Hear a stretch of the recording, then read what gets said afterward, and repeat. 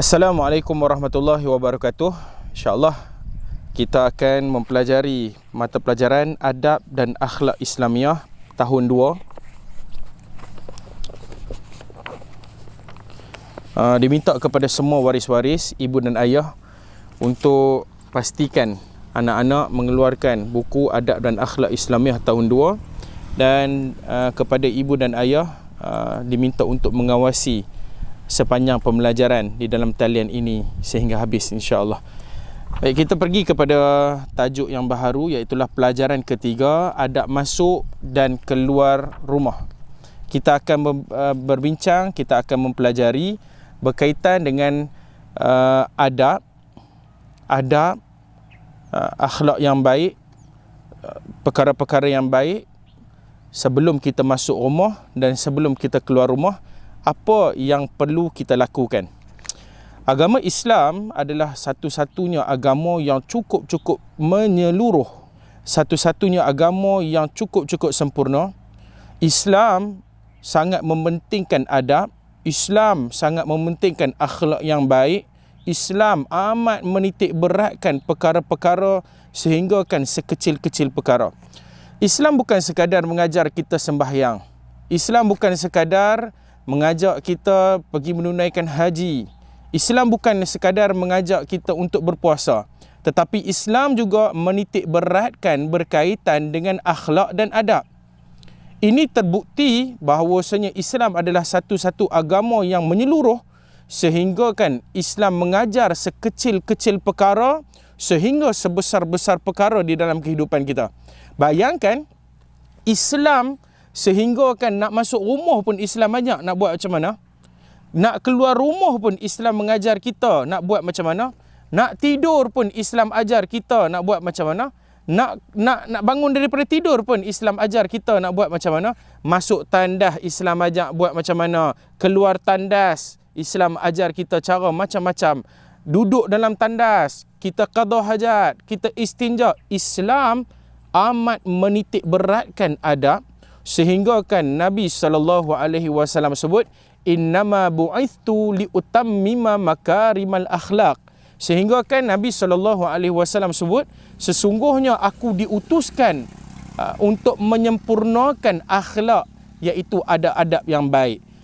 Jadi kepada para pelajar sekalian, amat rugi kita sebagai orang Islam, kita sebagai pelajar agama, tidak mempelajari dan tidak mengambil berat adab-adab yang telah diajar oleh Islam. Pada hari ini kita nak belajar berkaitan dengan adab masuk rumah, keluar rumah. Bila kita cerita adab masuk rumah dan keluar rumah, semua pelajar-pelajar, ustaz kamu, mak ayah kamu, semua sudah pasti ada rumah ataupun menumpang rumah, kita berteduh di rumah kita. Jadi sepanjang kita masuk rumah, kita keluar rumah, apakah yang sepatutnya kita kena lakukan agar perbuatan-perbuatan ini dikira sebagai ibadah? Perbuatan kita sepanjang kita masuk rumah, kita keluar rumah, Allah memberkati perkara-perkara tersebut apabila kita melakukan dengan cara yang Islam ajar. Jadi kita buka muka surat, kita buka pada muka surat 21. Pastikan semua pelajar ikut. Adab sebelum masuk ke rumah. Semua pelajar-pelajar baca. Membaca doa sebelum masuk rumah. Mari berdoa. Ikut sama-sama. Allahumma inni as'aluka khairal mulij wa khairal mukhrij. Maksudnya, ya Allah, sesungguhnya aku memohon kepadamu sebaik-baik tempat keluar, tempat tinggal. Baik, Islam mengajar kita apabila kita nak masuk ke dalam rumah, Islam suruh kita membaca doa.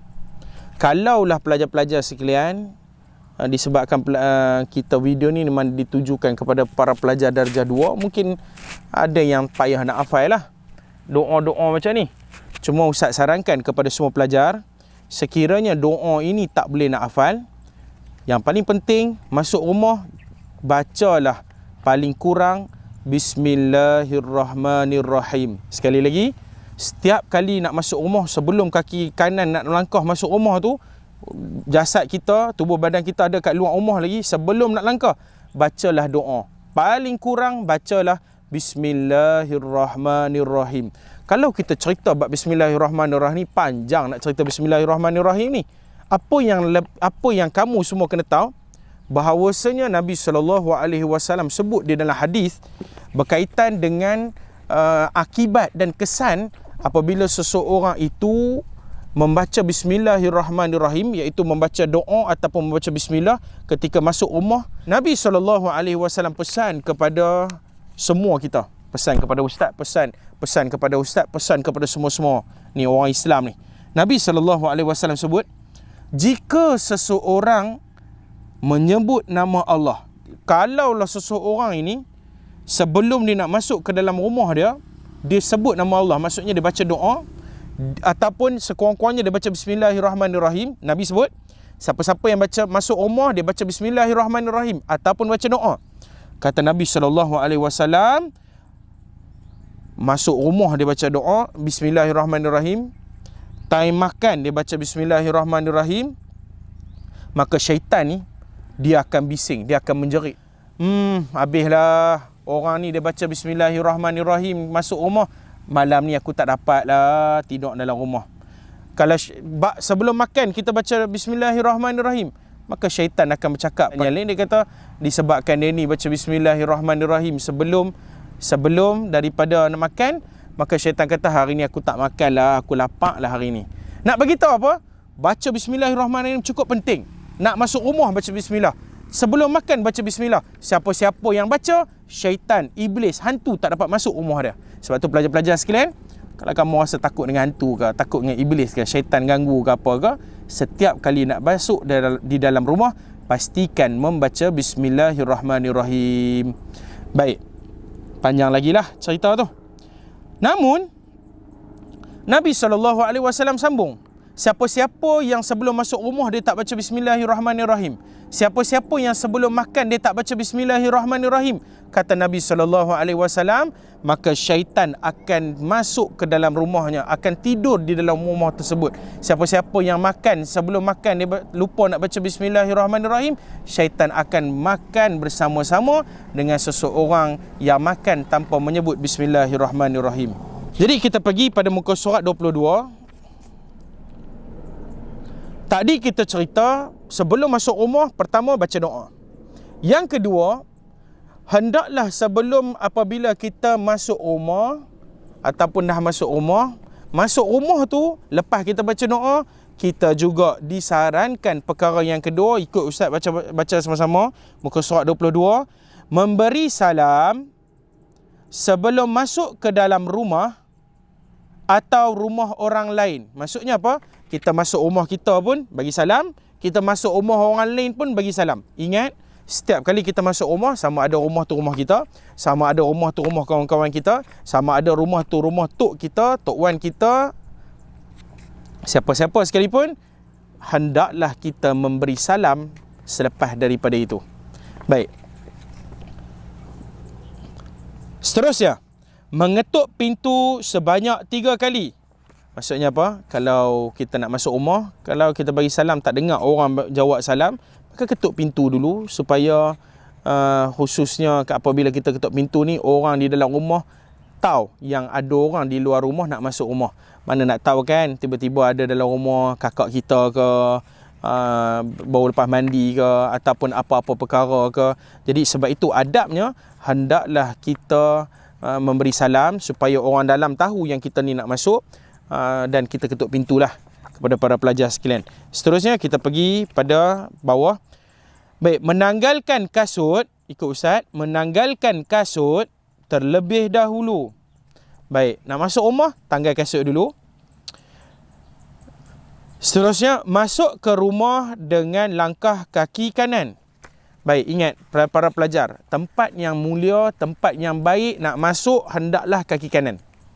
Tempat yang tak baik masuk langkah kaki kiri. Ingat, Contoh, kita masuk rumah kaki kanan, kita keluar rumah kaki kiri. Ingat, masuk rumah kaki kanan, nak keluar rumah kaki kiri. Masuk tandas kaki kiri, keluar tandas kaki kanan. Masuk masjid kaki kanan, keluar masjid kaki kiri. Baik.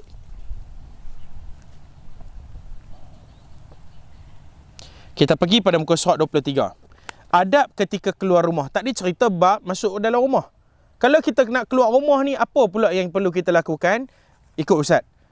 Keluar rumah dengan kaki kanan. Membaca doa keluar rumah. Ikut sama Ustaz, sama-sama Ustaz baca. Bismillahi tawakkaltu ala Allah. Wala hawla wala quwwata illa billahil aliyyil azim. Maksudnya, dengan nama Allah aku berserah dan tiada daya upaya dan tidak ada kekuatan melainkan dengan pertolongan Allah. Masuk rumah pun ada doa, keluar rumah pun ada doa. Ingat pelajar-pelajar, sekurang-kurangnya kalau masuk rumah tu, kita nak masuk pun tak reti nak hafal doa, baca Bismillahirrahmanirrahim. Nak keluar rumah pun bacalah Bismillahirrahmanirrahim sekurang-kurangnya, supaya masuk rumah Allah berkat kehidupan kita. Bila masuk rumah, syaitan tak akan dapat ganggu, tak akan dapat kacau kita. Selepas kita baca Bismillahirrahmanirrahim masuk rumah, keluar rumah kita sebut juga nama Allah. Moga-moga dengan kita keluar rumah, Allah pelihara diri kita, Allah selamatkan kita daripada sebarang perkara yang kita tidak ingini. Baik, kita pergi pada muka surat 24.